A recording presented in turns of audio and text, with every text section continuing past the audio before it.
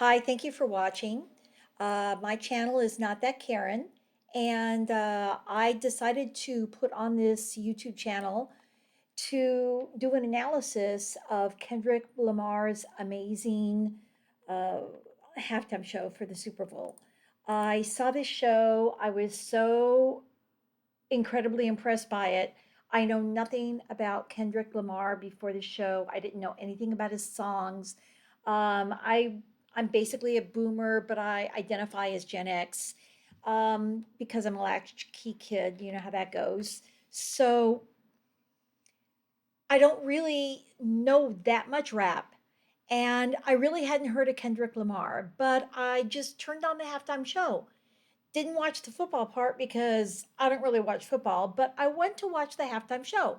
And it just blew me away from the very first moment when Samuel Jackson says, Welcome to the Great American Game. It was so full of symbolism that it put chills down my spine. So after it, and I saw this controversy, I decided to look into it further and take a look at the symbolism for myself and try and break it down. So that's what I'm going to do. I did some research on various aspects. So what I'm going to do is a series of clips going through the game, kind of for the boomer Gen Xy people that don't understand rap and don't know what the references are, and who immediately turned off because, oh, he talks so fast and I can't understand him and it was horrible. That is so much bull. Yes, he talks fast. However, you've got to listen. And when you listen, it's just incredible what he says. And the symbolism was so amazing. So let's get into it. Starts out with Samuel Jackson saying, Welcome to the Great American Game. Okay? The Great American Game and Uncle Sam, they're welcoming you. The references to a game are all the games playing out in the United States at this time. It's first, obviously, the game of football. Secondly, politically, the Democrats versus the Republicans. Thirdly, business versus labor. Fourthly, the 1% oligarchs versus the people, which in a way is the same as business versus labor/labor unions. Fifthly, the game of life. And also, not to be forgotten, is Uncle Sam's references of the game. Uncle Sam is related to war. The wars the United States have taken place in, that's where Uncle Sam was birthed. So this is for number six, the game of war. Okay? Samuel Jackson appears as Uncle Sam. Uncle Sam is the personification of the United States based upon the 1917 World War I poster, which is a white guy with white hair and a little goatee in this outfit like Samuel Jackson was wearing, red, white, and blue flag stuff, saying, I want you for the U.S. Army. So that's Uncle Sam. That's what he came out as. But the legend of Uncle Sam wasn't directly from 1917. It was actually the first reference of Uncle Sam came during the War of 1812. This is where the symbolism gets really deep, you guys. Okay, the War of 1812, fully 100 years since the use of Uncle Sam in the poster in 1917. The War of 1812 is a reference to Uncle Sam linked to Samuel Wilson, who was a meat packer from Troy, New York, who supplied barrels of beef to the United States Army during the War of 1812. The War of 1812, for those people who don't remember history, is a 3 year war between the United States and Great Britain. It was essentially a trade war.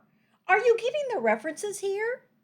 The UK fought against US expansion into Canada because at that time US was expanding and they were trying to go into Canada, which is a British territory. So what the UK did was they set up a blockade, a trade war against America as part of their fighting back against the US aggression of expansion.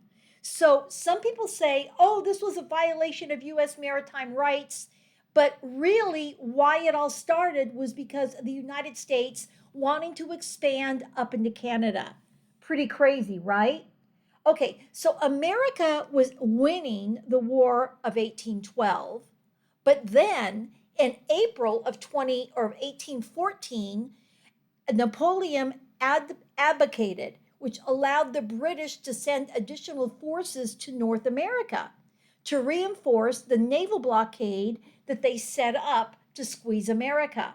Okay, the trade war. So when the British forces came in after Napoleon abdicated, this crippled the American economy. And in August, that was in April of 1814. In August of 1814, negotiations began in Ghent, Belgium. And the war ended with the Treaty of Ghent on Christmas Eve, December 24th of 1814. The War of 1812 had lasting effects. What it did was guaranteed Canada's independence from the United States. How about that, guys? And it settled the differences between the US and Great Britain over the USA's territorial expansion. What they agreed to in the Treaty of Ghent was that opened the Great Lakes to American expansion.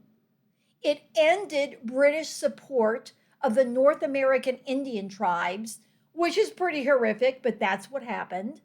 And it resulted in Canada being regarded as fully independent from the United States. So the treaty resulted in lasting peace between the US and Great Britain. The synchronicity is crazy. Ghent is in Belgium. The Hague, which is the International Criminal Court, is 171 kilometers from Ghent. The numerology of 171 is 9, which is a prime number, which signifies completion or the end of a cycle. Just a little interesting tidbit. So, now on to Samuel Jackson himself as a person. Kendrick Lamarr chose Samuel Jackson to play Uncle Sam. Uncle Sam, who is personified as a white old man with a goatee and white hair. Samuel Jackson is one of the most famous Sams of this age. He was a Black Panther and worked with MLK Jr., and he has spent his whole life fighting against the system which Kendrick Lamarr raps about. Samuel Jackson is a Democrat. He endorsed Harris and endorsed Obama. Now, the genius, now we're getting into the performance itself, okay? We talked about Uncle Sam, and Uncle Sam is present in all different stages of this performance. He pops up and says very interesting things. The first, the Great American Game, we discussed the various types of games being played. Now, here's where we go into the genius, because this thing, oh my God, I don't know how long Kendrick Lamar thought this through, but it's amazing. Listen, the stage is a video game controller. When it starts and it opens up, you see all the boop, boop, boop, boop, boop of all of those squares. I didn't know what it was. I had to find out from looking at a bunch of other, different summaries and people telling me. Okay, so anyway, this is a video game controller, and Kendrick Lamar and the dancers are in a simulation within the video game controller. The aerial view shows the controller buttons. This references gaming. Okay, so I Googled gaming as a definition. Gaming. Gaming is the action of practice of playing video games or role playing games. So now we're getting to the other game of what is encompassing a lot of the entertainment for America and the world right now is gaming. Okay, so this is highly relevant. Within the stage of this video controller, Kendrick Lamar and the dancers glide around through the game on the surface of the game. But from above, you can see that based upon the choreography, They are being controlled by the controller. The buttons of the game, the dancers can't see while they're dancing. They come together, they communicate, they have conflict, they separate, they part. All of these is confined and controlled by the controller. Pretty cool. So now we're going to get to the song. The first song is from Kendrick's album, which is called GNX. GNX is an American muscle car, okay? So he named this album GNX.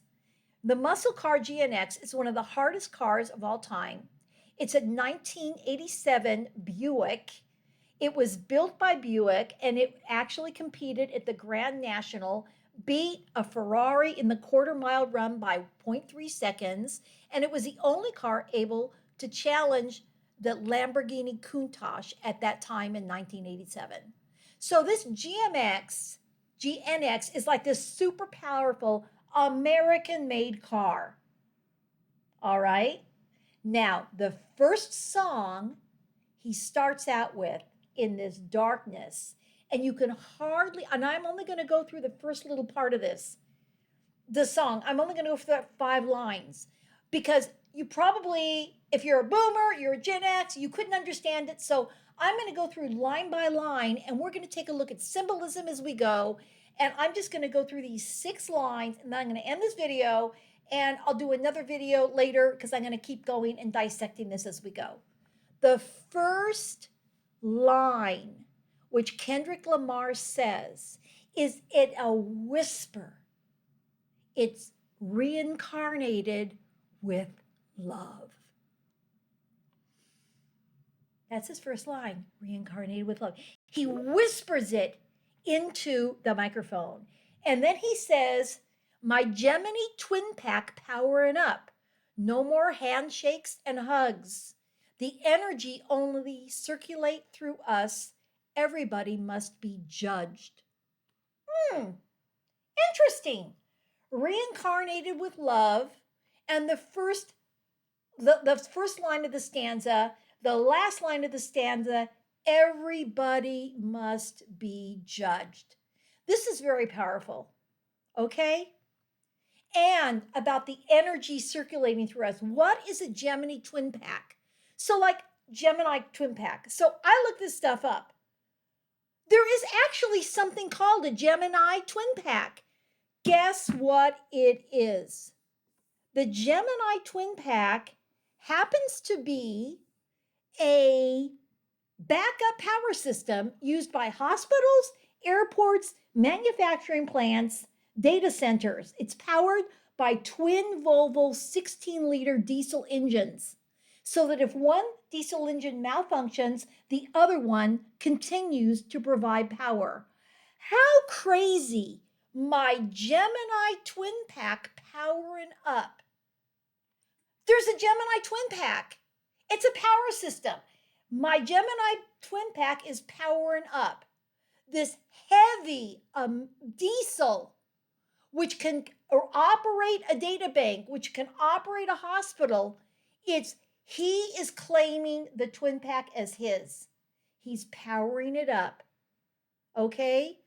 No more sticky business, no more handshakes and hugs. Let's get real. The energy, again, a reference to the Gemini twin pack, but also with the reincarnation and the judgment, our own personal energy. The energy only circulates through us. That's what it is. This is the Gemini twin pack. This power supply within Kendrick Lamar is powering up. He is lighting up the stadium. He is lighting up the world. And he's saying, that's it. This shit is over. No more handshakes and hugs. The energy only circulates through us. Okay? Our Gemini twin pack. Everybody must be judged. Wow. That is the first stanza of his first song. blows my mind how powerful this is, how spiritual this is, and this whole performance is based on this. Is based Why is it so popular? Why are there 69 million views of the NFL little YouTube? Because I looked at it several times, so I know how many. Was it 69 million or was it more than that? Hang on a minute. Let me double check. Oh, 68.9 million views. And it uploaded 7 days ago. Why is this so popular? It's because of the energy and the hidden messages. I'm super excited. I'm going to continue to go through the various stanzas, the various things he said, and do a little analysis to help you boomers and to help you Gen X's understand what's going on so that you can stop this nonsense that it was a terrible performance. This performance was brilliant, okay? So there we go. I'll come back with another one video later. Thank you.